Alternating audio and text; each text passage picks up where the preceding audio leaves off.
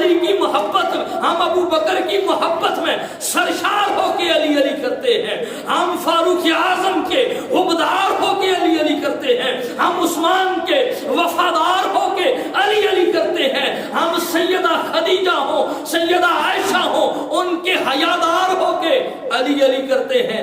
اس لیے ہمیں کسی سے پریشانی کوئی نہیں ہے۔ اور آج لوگ کہتے ہیں کہ جی فلاں بھی علی کو مانتے ہیں، سنی بھی علی کو مانتے ہیں۔ میں نے کہا تمہاری خام خیالی ہے، سنی بھی علی کو نہیں مانتے، سنی ہی علی کو مانتے ہیں۔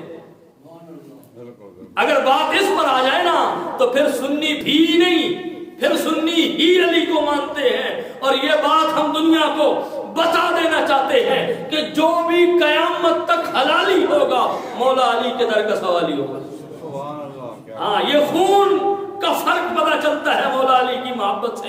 اور صحابہ کرام حدیث پاک بیان کرتے ہیں، آپ نے فرمایا ہمیں جب مومن اور منافق میں تمیز کرنا ہوتی نا، کہ یہ حضرت ابو سعید خدری رضی اللہ تعالیٰ عنہ راوی ہے، سیاستہ کی کتاب ترمذی شریف کے اندر روایت موجود ہے، اور ترمذی شریف حدیث کی وہ کتاب ہے جس کے بارے میں بڑے بڑے علماء نے لکھا ہے کہ جس کے گھر کے اندر ترمذی موجود ہو وہ یہ سمجھے کہ اس کے گھر رسول اللہ صلی اللہ علیہ وسلم کی ذات خود موجود ہے۔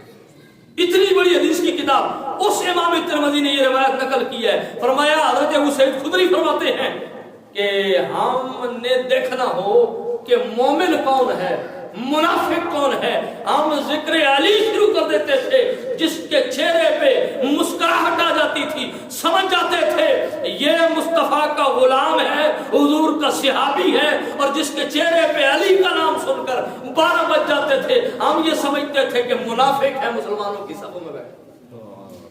تو علی ایسی ذات کو کہتے ہیں جس نے مومن اور منافق کے درمیان خط امتیاز کھینچا ہے، فرق کر دیا ہے۔ مومن اور منافق کے درمیان فرق کرنے والی ذات کو علی المرتضیٰ شیر خدا کہتے ہیں۔ اور دوستان محترم،